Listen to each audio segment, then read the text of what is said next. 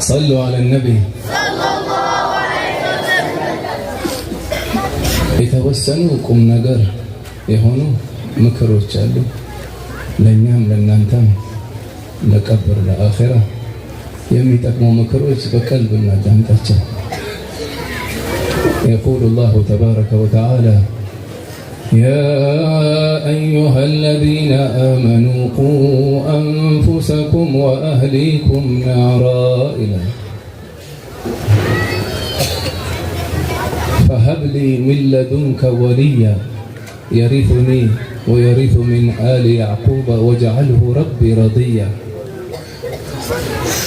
هب لنا من أزواجنا وذرياتنا قرة أعين واجعلنا للمتقين إماما ربنا تقبل منا إنك أنت السميع العليم صدق الله العظيم. የልጆች ተርቢያ ላይ መጠቀም ካለብን መንገዶች ማይክሮፎንንም አላህ አፊያ አላህ ያልብሰው። አሚን አትሉ? አሚን። ሰለላሁ ዐለይሂ ወሰለም የሚያጅበው የማይክሮፎን መዝሀቡ ኸይር ቦታ ላይ ነው የሚበላሸው። ልብ ብላችኋል? የዲን መልእክት መስጂድ ላይ ወዱሃ ነው የሚቀራው። አለም ነሽራህ እኮ አይገባም ማለት ነው። ሰለ ዐለ ነቢ አላህ ያልበሰው ማይክሮፎን ነው። ድግስ ሲኖር ሰርግ ሲኖር ያ አላህ ጄኔሬተሩ ይመጣል። ሸይጣን እንዳይባረር ቶሎ ብሎ ሞቅ እንዳለ ሸይጣን እንዳይወጣ ጄኔሬተሩን ቁጭ ይላል እዛ። ሐርፉም ይሰማሃል። ሐርፉ አሊፍ ነው ባእ ነው ይሰማሃል። የዲን ቦታ ላይ የሆነ ሸይጣን አለ መሰለኝ። አላህ ያንሳው ብሎ አሚን በሉ። ሁላችንም ቤት አላህ ያንሳው። አሚን። ሰሉ ዐለ ነቢ። ተርቢያ ላይ ከትልቁ መሳሪያ ልጆችን ሳሊህ ለማድረግ ትልቁ መሳሪያ አንዱ ቁርአንም ያስተማረን ከሰለፎችም ያገኘነው ዱዓ ነው ይላሉ።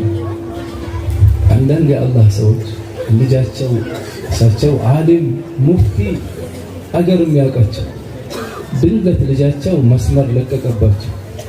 ምን አረጋሉ? ክፍላቸውን ዘግተው ከአላህ ፊት ማልቀስ ጀመረዋል። ሁሉን ነገር ትተው በር ዘግተው አላህ ፊት ማልቀስ ጀመረዋል። فما خرج من غرفته الا واصلح الله ابنه ጨርሰው ዱዓ ሲወጡ ልጃቸው ተስተካክሎ አገኙታል።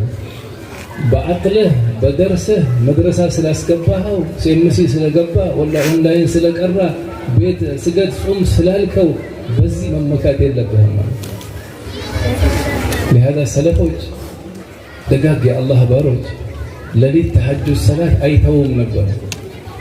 ተሐጁድ ሰላት ላይ ያለቀሱ ልጃቸው ተነስቶ ሲያያቸው ሚን አጅሊከ ያ ቡነየ ይሉት ነበር። ይሄ ሁሉ ማለቅሰው አላህ ፊት ለአንተ ብዬ ነው ይሉት ነበር። እስኪ ማን አለ ዛሬ የትኛው እናት ናት ዛሬ ስጁድ ላይ ለልጆች ያለቅሳለሁ የምትል? ኩሉ ኡሚን ማንኛውም እናት ለሊት ተነስታ ለልጆቿ የማታለቅስ እናት አይደለችም እኮ። ስጁድ ላይ ለምነሻል አላህ ስጁድ ላይ ለምነሃል አዩሃል አብ ብር ስጠን ብለን ለምነን እናውቃለን። ለስራ ለምነን እናውቃለን። እነዚህ ልጆች አላህ ቁረተ አይን እንዲያረጋቸው ስንት አባት እናት ነው ለዚህ የሚያለቅሱ። فلهذا አላያችሁም ሱረት ካህፍ ላይ وكان أبوهما صالحا ላይ ያለው ሰባተኛ ከላይ ያለው አባት ሳሊህነት እሱ አፈር ውስጥ እያለ መሬት ላይ ያሉ ልጆችን አላህ ጠበቀለታል። አላህ ሳሊህ አላህ ያርገና። ዘን ትልቁ መሳሪያ ዛሬ ሁላችሁም ይዛችሁት የምትሄዱት ለሊት ላይ 10 እስከ 15 ደቂቃ ለነዚህ ልጆች ዱዓ ያስፈልጋል። በፊት የነበሩ ዑለማዎች ትላልቅ ደረሶች ካፈሩበት አንዱ ኢኽላሳቸው ነው። ሌላ ሁለተኛው ቀን ያቀሩና ለሊት ላይ አላህ ቤት ይለምኑላቸዋል። ለነሱ እስኪ አስበው አላህ የሚፈራ ሼህ ቀን አቅርተው ለሊት ደግሞ አላህ ቤት አልቅሰው አላህን ሲለምን እንዴት አላህ ከፈው ነው? እንዴትስ በረካ ያገኘው ነው? ወዲያላ ዝግጁ ነን? ማን ዝግጁ ነው? ዛሬ በየቀኑ ካሁን በኋላ ማታ ተነስቼ ለልጆቼ ለምን ነው? ሁላችንም ቂያመ ለይል ደግሞ ይኸው ለቀብር ኑር የሚፈልግ ሰው بركعة في ظلام الليل تحييها የሌሊት ሰላት አላህ ካገራለ يعني የሰዓዳ ምልክት ምንድነው? የሰዓዳ አንድ ሰው ሰዒድ ነው። ከምልክቶቹ አንዱ ጣዓ አላህን መገዛት ሲገራለህ እኮ ነው። ይሄ አንድ የሰዒድነት ምልክት እኮ ነው። አኽላቅህ ማማሩ፣ ለኡመቱ መጨነቅ፣ እነዚህ እኮ የሰዓዳ ምልክቶች ናቸው። ለአባትና ዱዓ እንደዛው ልጆች ደግሞ ሰሉ ዐለ ነብይ ወላጆቻችሁ ለእናንተ ተነስተው ለሌት ሊለምኑላችሁ ነው። እናንተ ሐፊዝ ዓሊም ተቂይ ነቂይ ወሊ መሆን አትፈልጉም? የሚፈልግ እጁን ያንሳ። ሐፊዝ ዓሊም ሆኖ አኺራ ላይ 10 ሰው እንዲሸፋዓ አባትናትን ታጅ የምታለብሱ ዝግጁ ነን? አሁን አባትናታችሁ ለሌት ተነስተው ዱዓ ሊያደርጉላችሁ ነው። እናንተ መርሐባ በሉ። አባትናቱን የሚቀድም የነሱ ዱዓ የሚያገኝ አላህ ቁርአኑንም ያገራል።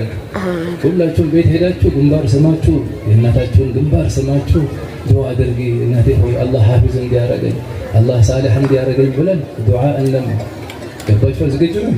እናንተም ለወላጆቻችሁ ረቢ እግፊር ለሁም ከማ ረበያኒ ረቢ እግፊር ሊ ወሊዋሊድያ 5 ወቅት ሰላት በኋላ ይሁን ወላሂ በሚመቻችሁ ሰዓት ላይ ልጆች ሐፊዞችን ዱዓ ለወላጅ ዱዓ ማቆም ይላሉ ዑለማዎች። ይሄው ስሙ መከራ ሐያት ላይ የምታይ ወጣት ለወላጆች ዱዓ መተው ራሱ ህይወትህን በመከራ ይሞላዋል አሉ።